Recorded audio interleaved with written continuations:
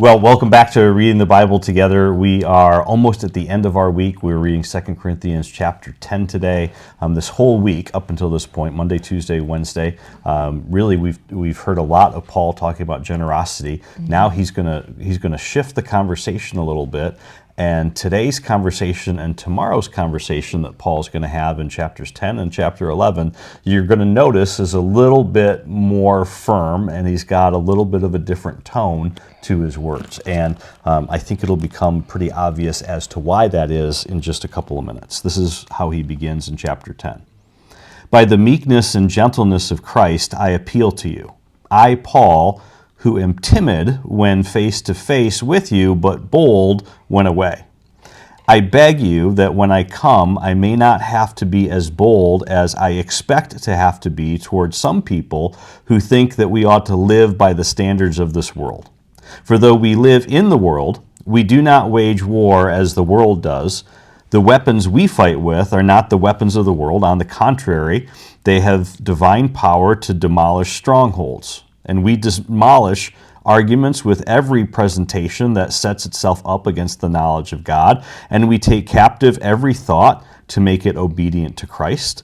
And as we will be ready, we will be ready to punish every act of disobedience once your obedience is complete. You are judging by appearances. If anyone is confident that they belong to Christ, they should consider again that we belong to Christ just as much as they do. So even if I boast somewhat freely about the authority the Lord gave us for building you up, rather than tearing you down, I will not be ashamed of it. I do not want to seem to be trying to frighten you with my letters. For some say his letters are weighty and forceful, but in person he is unimpressive and his speaking amounts to nothing. Such people should realize that what we are in our letters when we are absent, we will be in our actions when we are present. We do not dare to classify or compare ourselves with some who commend themselves. When they measure themselves by themselves and compare themselves with themselves, they are not wise. We, however, will not boast beyond proper limits, but will confine our boasting to the sphere of the service of God himself has assigned to us, a sphere that also includes you. We're not going too far in our boasting, as would be the case if we had not come to you, for we did get as far as you with the gospel of Christ. Neither do we go beyond our limits by boasting of work done by others. Our hope is that as your faith continues to grow, our area of activity among you will greatly expand, so that we can preach the gospel in the regions beyond you. For we do not want to boast about work already done in another person's territory, but let him who boasts boast in the Lord. For it is not the one who commends himself who is approved, but the one who the Lord commends. So that's the end of chapter 10. You probably noticed, again, he makes a big tone shift in the conversation. He's done talking about generosity, and what's he talking about? What do you hear him talking about? Yeah, I mean, if you don't know the context of what's happening in the church of Corinth, then you're a little bit lost. You kind of feel like whiplash going all over the place. But he's addressing multiple things that are going on in the church. So each section is one aspect of a question that's being proposed to Paul, or this is an accusation. Yeah, because people are coming against Paul, and they're basically telling him, your letters are great, but you're kind of boring when you speak in person, and you don't really seem to know all that much when we talk to you. You look good and you sound good from afar, but when we actually get up close in your presence, you're just not very impressive. And we think that there's actually some more impressive people who are coming, and they're teaching a gospel, basically what we're going to find out tomorrow. They're telling Paul, hey, they're teaching a gospel that has a little bit more zip to it than yours does, because the gospel that they're presenting is one that's based on legalism and Phariseeism and all the laws of the Old Testament are still a part of what they're actively preaching. And Paul is basically reminding them that He is an apostle of Jesus. He's been chosen by God himself. And if you don't think he's impressive, that's fine, he says, because God's the one who chose me, so it doesn't really matter what you think. That's basically what he's saying to these Corinthians in this chapter. Well, and if you think about it, if you're Jewish, you grew up with all those customs and it just felt safe to do all those things.